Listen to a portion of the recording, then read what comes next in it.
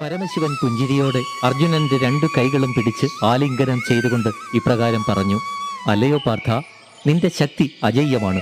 അമ്പൊടുങ്ങാത്ത ആവനാഴിയും ഗാന്ധീവവുമെല്ലാം നിനക്ക് ഫലിക്കാതെ പോയത് ഞാൻ സൃഷ്ടിച്ച മായ കൊണ്ടാണ്. അതെല്ലാം മുൻസ്ഥിതിയിൽ തന്നെ നിനക്കുണ്ടാകും. നിന്റെ പൗരുഷത്തിലും കഴിവിലുമൊക്കെ ഞാൻ അതീവ സന്തുഷ്ടനായി തീർന്നിരിക്കുന്നു. പാർത്ഥ, നിനക്ക് ആവശ്യമുള്ള വരം എന്നിൽ നിന്നും നീ സ്വീകരിച്ചാലും. ശിവഭഗവാന്റെ വാക്കുകൾ കേട്ട് അർജുനൻ അതീവ സന്തുഷ്ടനായി.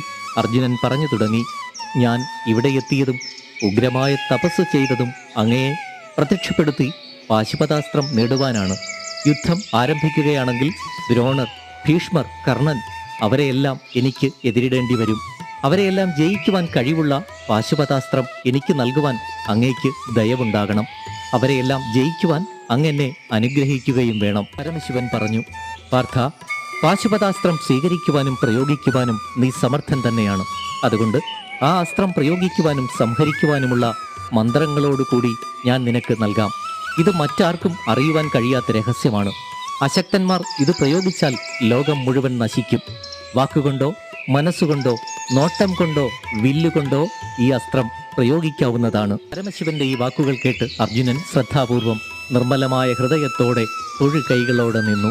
അങ്ങനെ പാശുപതാസ്ത്രം ശിവൻ മധ്യമ പാണ്ഡവനായ അർജുനന് ഉപദേശിച്ചു കൊടുക്കുന്നു. എല്ലാ രഹസ്യങ്ങളോടും കൂടി ആ ദിവ്യാസ്ത്രം അർജുനന് ലഭിച്ചു കഴിഞ്ഞു.